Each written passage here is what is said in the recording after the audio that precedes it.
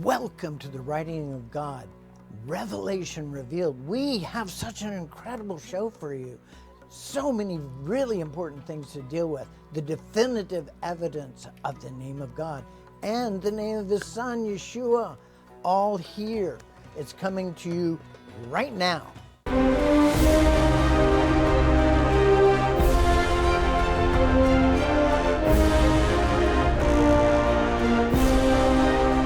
Join ancient language linguist, author, educator, and biblical archaeologist, Dr. Miles Jones, as he explores the writing of God.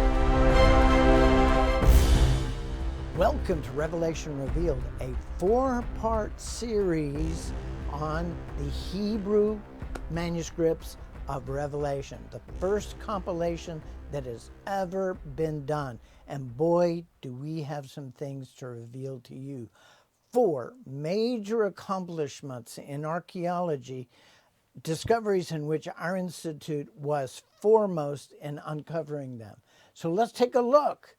The Hebrew Book of Revelation is available now. You can get it at thewritingofgod.com. And there are so many revelations in Revelation. So let's talk about them. Number 1. The name of God is Yehovah with the correct vowel pointing. We have dug up so much evidence on this. Working with Dr. Nehemiah Gordon, who has found the sacred name thousands of times in hundreds of manuscripts of the Old Testament. Now we add to that our research in the New Testament, where we have found that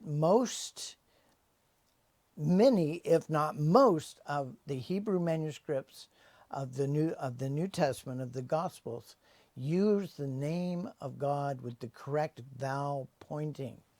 And this is what it is. I am the Aleph and the Tav, the first and the last, says Yehovah Elohim, who is, who was, and who will be the Almighty. Yehovah is the correct name of God. And it comes from the be verb, as you can see in our little interlinear chart. Yehovah, Hayahu was, Hiyahu is, Yihyahu will be. So this is it. In a number of manuscripts, the name of God with the correct vowel pointing. So there really shouldn't be any argument any longer. Eventually, it will sink in to those who have their own favorite name of God out there. But there really is only one. And you find it so often in Hebrew manuscripts, especially in the New Testament. The Messianic scribes, even though it was forbidden by both the Jews and the Gentiles, at great courage, they courageously used the name of God with the correct vowel pointing in their New Testament manuscripts. Also, number 2, the name of the Son of God, Yeshua. In many, if not most, of the Hebrew manuscripts, it is spelled Yeshua, which is, without a doubt, the correct Hebrew spelling of the name. We find it in 60% in 12 out of the 20 manuscripts that we have analyzed. So the name is Yeshua, but there are still other variations that are out there. One is Yeshu, which is used in 25% of manuscripts, 5 out of 20 manuscripts. This is the Aramaic spelling of the name Yeshua in Hebrew. A third is the name Yehoshua, which is a combination word done from Yahu, which is one of the short forms of the name of God, and Shua, which means salvation in Hebrew. So Yehoshua is used in 2 out of 20 manuscripts. And last but not least, Yeshuas, with the Greek S at the end. The Greek form of the name is used in 1 of the 20 manuscripts. So there you have it. You have all of the evidence that you need to definitively know the name of God with the correct vowel pointing and the name of His Son with the correct vowel pointing. And this information is in the preface to the Hebrew book of Revelation. So you want to get your copy of it as soon as you can. writingofgod.com. The Hebrew book of Revelation, chapter 1, verse 3, gives a blessing. Blessed is the one who hears and proclaims the words of this prophecy and keeps what is written in it, for the time is near. Do you know that there is no other book in the Bible that gives you a blessing simply for reading it or listening to it? This is the only book. And wait for it, there's going to be more at the end of Revelation that we will also bring to you. Now, we were already at Revelation 1:8, and I skipped over to the name of God, but you can see there all these phrases are used to represent the sacred name of God. I am the Aleph and the Tav. In Greek, that would be I am the Alpha and Omega. Is considered a title of the Almighty. The first and the last, says Yehovah Elohim, who is, who was, and who will be the Almighty. This is not just a phrase that stands for the sacred name of God himself. I am the Aleph and the Tav actually is the phrase used for the alphabet. So, Yehovah is saying to us that he is the alphabet. Yes, it's also an analogy. By extension, he is the beginning and the end, the first and the last, and everything in between, the totality of existence. And that is true. But more specifically, he's talking about he is the one that gave us the alphabet. The alphabet, not the first type of writing. There was pictographic writing, the Egyptians, and the cuneiform. Well, Babylon was originally pictographic, but then it became very abstracted. So they were around, right? But alphabetic writing made it so simple, it would be very easy for someone to learn it. There's only 22 letters, and you can write anything you want in your language. It is an idea whose time had come. And once it began with the Semites, with the Hebrews, it spread to every culture that encountered it, adopted it, and adapted it to their own language. And they all started with the Hebrew. Now, some people will say, no, the Greeks actually started it. They did not start it. And if you'll think about it, Aleph, Bet, Gimel, Dalet, Hey, in Greek, it's Alpha, Beta, Delta. Does that sound familiar? All the names come from the Hebrew alphabet. The order comes from the Hebrew alphabet.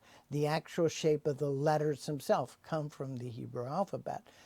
So the Greeks did not, or Phoenicians, they did not invent the alphabet. It was invented by the Hebrews and passed to every region that they encountered, eventually the entire world.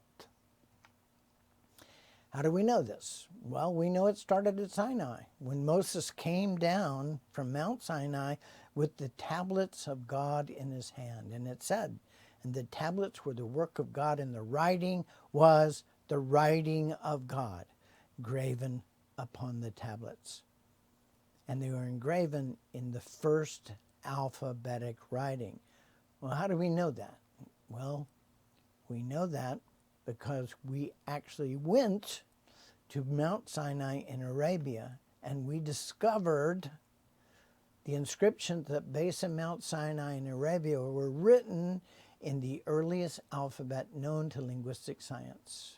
It's called Thamudic, but it is in the Bible. It's called the writing of God, written by the finger of God in first alphabetic writing on those tablets and on those inscriptions at the base of Mount Sinai in Arabia, written in Hebrew, and they tell us a story that comes straight from the pages of Exodus. Now, this is good stuff, folks.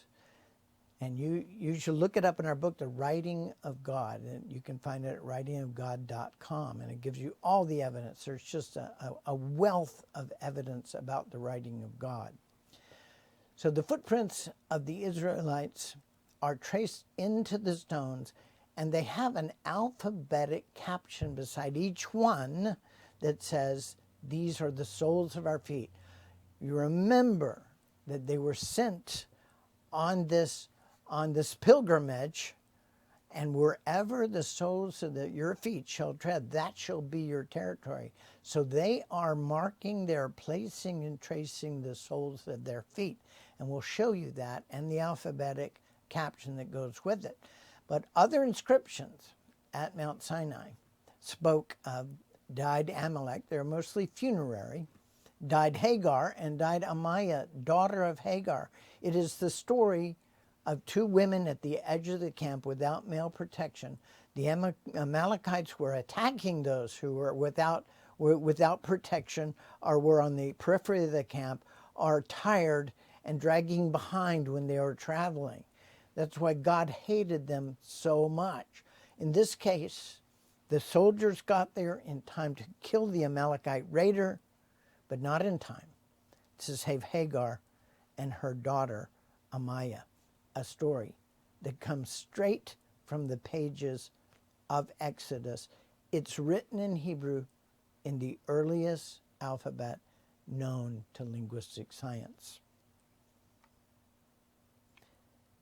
These are the soles of our feet, placed and traced with sandal straps attached, and the three hash marks, which stand for the kaf.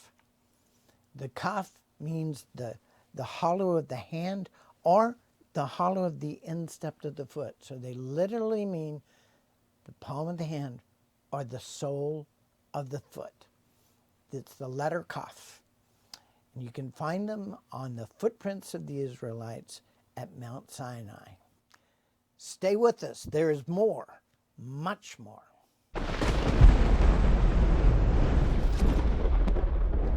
This is The Writing of God with Dr. Miles Jones. Boy, how cool is that? How deep is that? Our knowledge of Revelation is getting deeper and deeper as we find out how the words were used, how they were abused and misused, what words were taken out of Scripture. This is great stuff, and there's more. Stay tuned for the next episode of The Writing of God. Was the book of Revelation written in Hebrew? All linguists who studied the subtext agree. Now we have translated it from surviving Hebrew manuscripts, and we have put it into the book, the Hebrew Book of Revelation. It's available to you now for the first time. I am the Aleph and the Tav, the beginning and the end, says Yehovah Elohim. Get yours at thewritingofgod.com. That's thewritingofgod.com. Who were these mysterious followers of the way, the first 3,000, who are called themselves the sons of light, who were in mortal combat against the sons of darkness? Who was this mysterious Messiah to come, the teacher of righteousness? This is so important. Get your copy, your 7-part video series of the mystery of the first 3,000 at thewritingofgod.com. Are your children behind in mathematics and reading? Maybe in the godlier aspects of learning? We have the answer for you. We can take you through a homeschool curriculum that starts as early as 2 years old and teaches your children to read and do mathematics, or go through the levels of mathematics and reading all the way through high school and into the apologetics and the biblical archaeology of the Bible. This is based on the Daniel curriculum. Daniel followed the godly example of their fathers, and they created a learning system that was so good that when the king examined them, he found them 10 times better than the wisest men in his kingdom. And then you can have that curriculum that has worked extraordinarily well on the level, creating children that do 2 to 3 years of work in a single semester. That can be yours.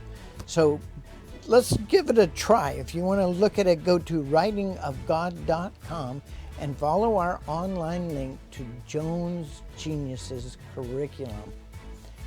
You can have a better day with your children, catch them up, and zip ahead of the crowd.